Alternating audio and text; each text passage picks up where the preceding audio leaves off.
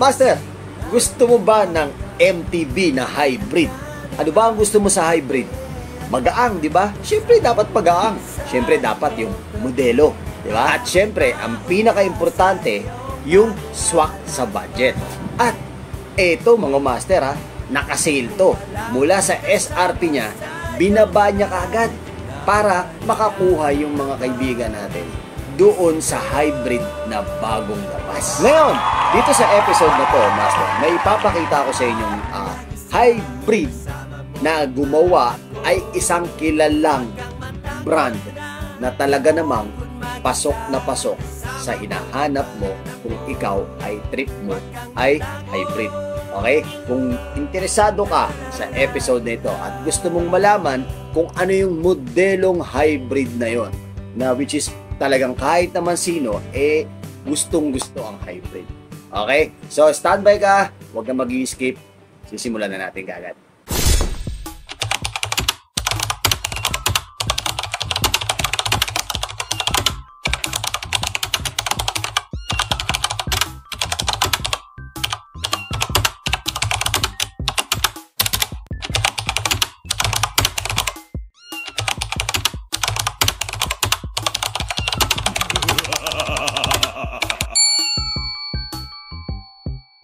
Ang ipapakita ko sa inyo ngayon, mga master, ay isang hybrid setup na ginawa walang iba kung hindi ni Kisport. Yan. Okay? Yang New Aero hybrid na yan, mga master, by Indonesia Kisport na nandito na ngayon sa Pilipinas. Okay? So, pag-uusapan natin ngayon kung ano nga ba ang specs at kung magkano nga ba ang presyo ng hybrid na yan. Kung titingnan mo sa frame niya, mga master, parang iisipin mo, para kang naka-gravel bike. Okay? Ano nga ba ang espesyal? Ano nga ba ang espesyal sa hybrid na yan? Alam niyo kung ako mga master, kung ako ang papipiliin nyo, kung bibili ako ng bisikleta, naku, sigurado ko ito na yung pinaka-the best na bisikletang pang-hybrid na gusto ko. Kasi bukod sa gravel bike na ginamit ko, talaga namang hybrid ang sumunod na paborito kong bisikleta. Okay? So, kung excited na kayong malaman kung ano ang specs niya, iisa-isahin natin yan mula sa group set, sa frame, sa cockpit, sa fork, at sa mismong kabuuan ng bisikleta na to. Kung handa ka na, master, halika na, iisa-isahin na natin yan. Si New Aero ni Kisport na hybrid Aero, New Aero hybrid, ay ginawa sa Indonesia. Japan siya na T700 at T8 carbon fiber. Yan ang frame niya, mga master. Kung mapapansin nyo yung frame na yan, para kang nakabili ng sobrang mamahalin na carbon ng mga kilala nating mga brand. Dito, same specs ng carbon at Japan, mga master. Japan Carbon Fiber Split Aerodynamic. Okay? So, bukod dyan sa, bukod sa frame na yan, naka-seat tube din siya na aerodynamic. Kung mapapansin nyo, may butas siya sa gitna.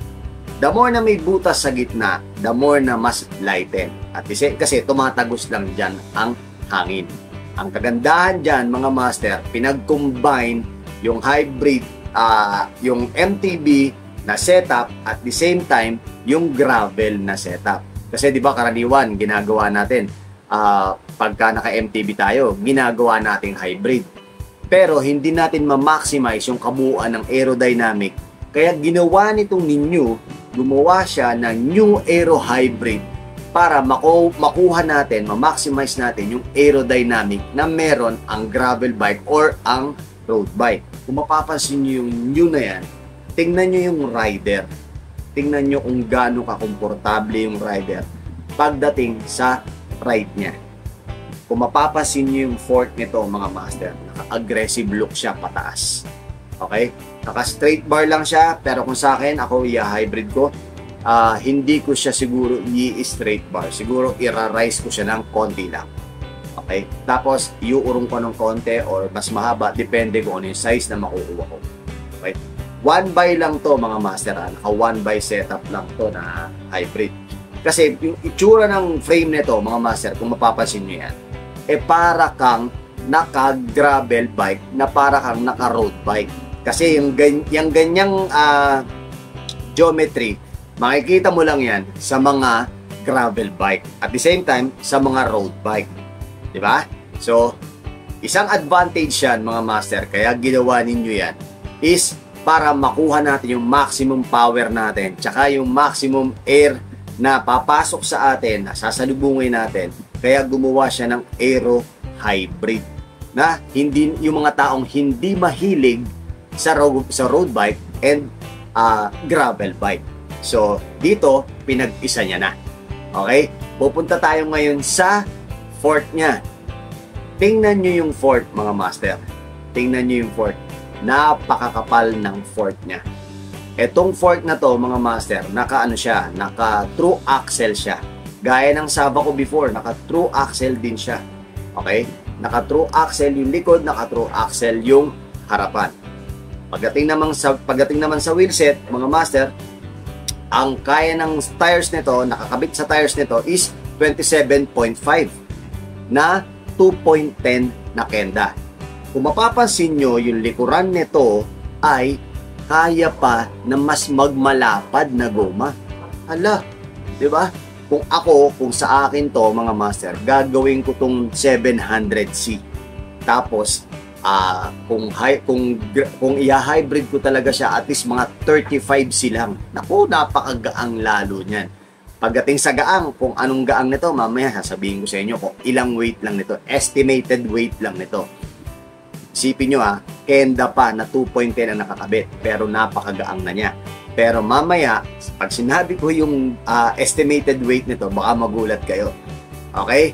So ngayon, para sa akin, itong itsura ng hybrid na yan, kung sa akin yan, gagawin kong 700C yan. 700C, tapos 35C. Okay? Okay na sa akin yun.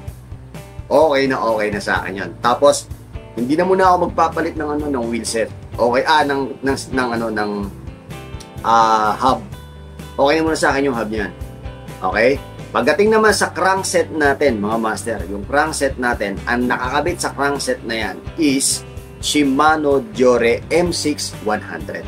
Okay? M6100, ibig sabihin, 10 speed yan, mga master. Pagdating naman sa RD, same.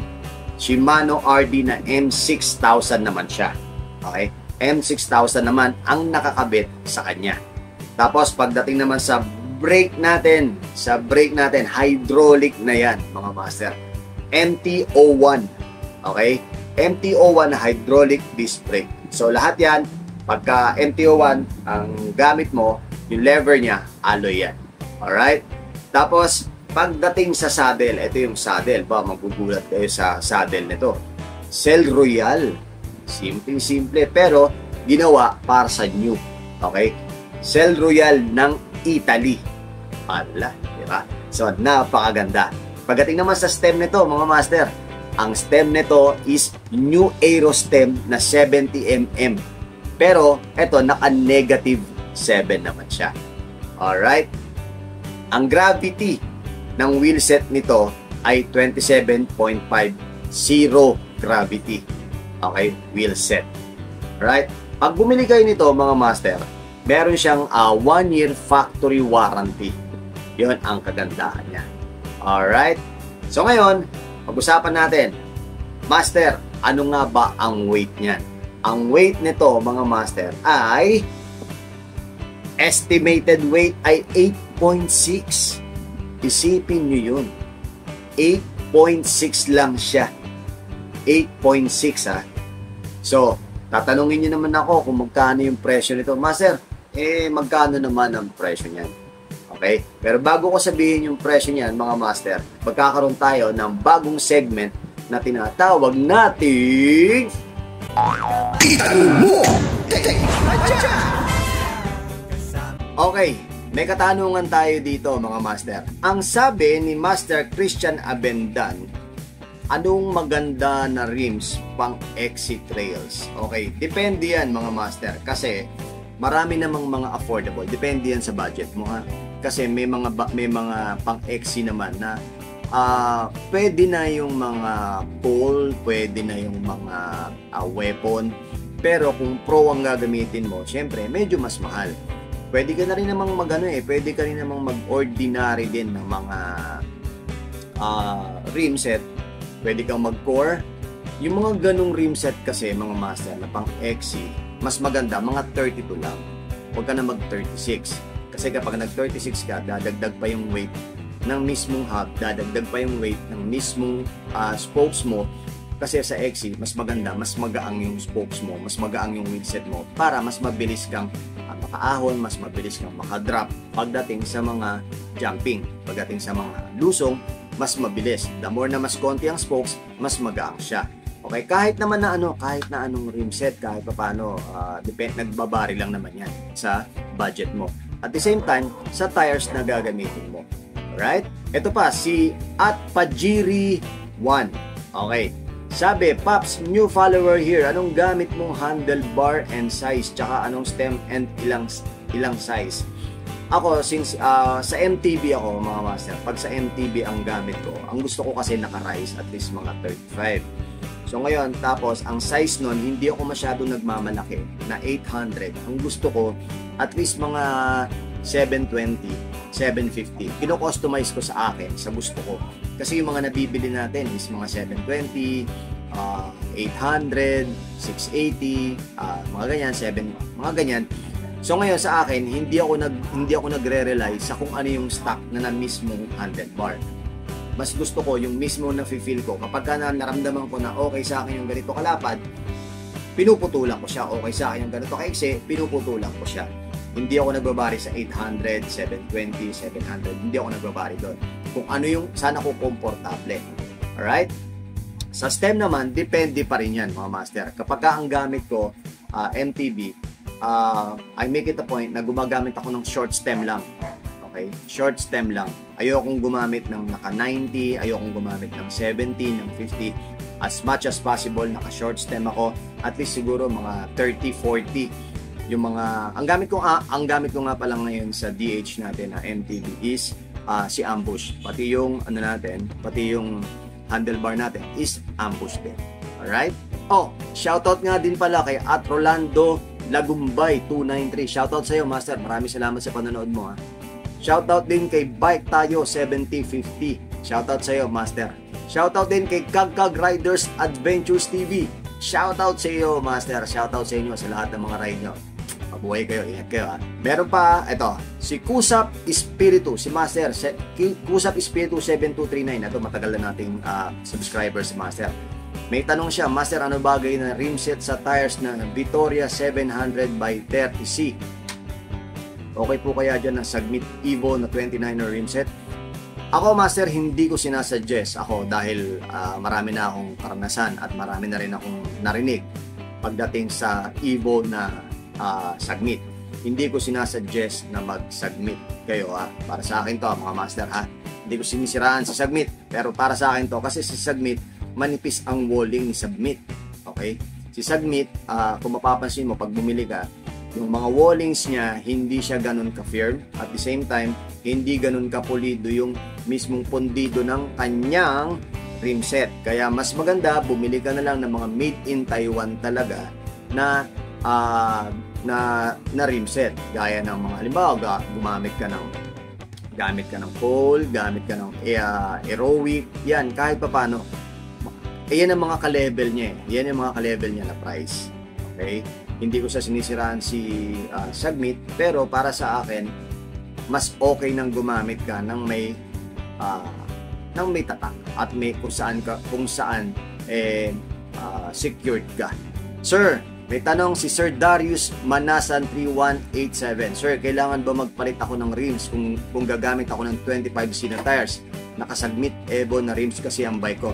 Yes, definitely sir. Kailangan mo magpalit, Master. Kailangan mo magpalit. Kung magto 25C ka na tires na nakasagmit Evo ka, magiging hella flash ang dating ng bisikleta mo. Malaki yung rims mo tapos lalapad yung 25C. hindi mo makukuha yung maximum potential ng 25C mo kung hindi ka magpapalit ng kung hindi ka magpapalit ng rim set mo. Kung ikaw ay nakasubmit Evo, lalapad yan. As much as possible, gumamit tayo ng mga pang road bike. Yung 25C hanggang 28C, the most is 30C na tires natin ay karaniwan ang ginagamit dyan is pang road bike na rim set. Okay? Hindi na siya advisable gamitin kapag gagamit ka ng 25C at ang gagamitin mo is yung 29er na rim set. Alright? Para mas maintindihan nyo, yung rim set natin, may mga kanya-kanyang specs yan kung pang MTB o pang road bike na tires. Hindi ka pwedeng gumamit ng MTB na wheel set, then ang ilalagay mo ay road bike tires. Hindi pwede yan. Mas maganda, gamitin mo kung ano yung tamang paggamit sa rim set at sa goma niya. Alright? Meron pa si Mario Pornasdoro 4354. Okay, Master, magandang araw sa iyo. Hello, Master. Swakto ba ang 29er na goma sa 700 or 700 na goma sa 29er? Hindi ko maintindihan. Hello, 29er na goma sa 700C or 700C na goma sa...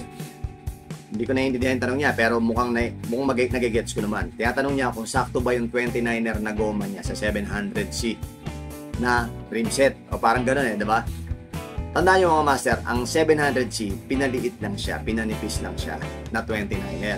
Pero pwede siya, kung ang gamit nyo ay 29er na rim set, pwede kayong maglagay ng 700C. Okay? Pwede kayong maglagay ng 700C na goma.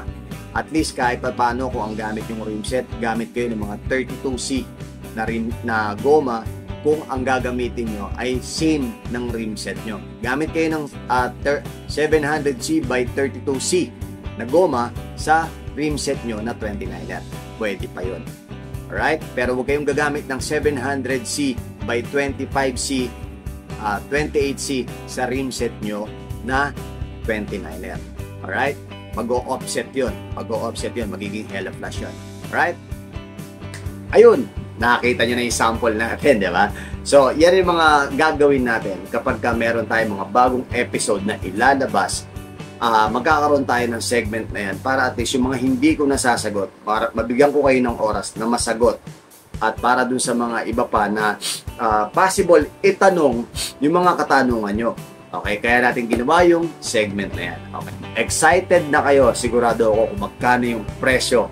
Tatanungin nyo kung magkano yung presyo ng case 4 na to. Ang SRP nito, mga master, is limited lang to ngayong hindi ko alam kung nag-extend sila. October limited pero hindi ko alam kung nag-extend sila. Ang regular SRP price nito ay 48,000. Okay, 48,000 SRP. Pero ngayon is 34,500. Sipin mo yun. Para kang bumuo ng para kang bumili ng binuo, di ba? Kaya wala ka nang i-upgrade dyan. Kaya kung ikaw may budget ka na mid-range, mga master, ako sa akin personally, pop sa akin to, mga master. Etong itsura nito, tsaka itong gaang nito, pop sa akin to. Kaya ko pang pag-aangin yan. Kaya pa natin pag-aangin yan. Sigurado ako doon. Kung 8.6 ang estimated niya, hindi natin alam kung totoo yun o hindi. Pero estimated yun, kayang-kaya mo pang mapag-aangin. Sigurado ako dyan. Okay? So ikaw, master, kung ikaw interesado ka dito sa Kiss 4 na to, PM ka lang sa Kiss 4 Philippines. Baka meron pa silang available na size mo. Sigurado ako, magugustuhan mo yan. Sa itsura niya, di ba, ang angas, napaka-elite ng itsura. Alright? O paano? Hanggang dito lang muna po tayo. Maraming salamat sa panonood. Siya nga pala, shoutout sa Roosevelt Bicycle Center. Kung kailangan nyo pa na ibang bisikleta, pumunta lang kayo dyan. At maraming salamat sa Navici Philippines at maraming salamat sa Paul PH. Okay, maraming salamat po sa inyo. Okay, hanggang dito lang muna po tayo. Palaging tandaan, palawakin ng kaalaman, mahihirapan pero hindi susuko. Ako po, si Papa Jack. Paalam. Ciao.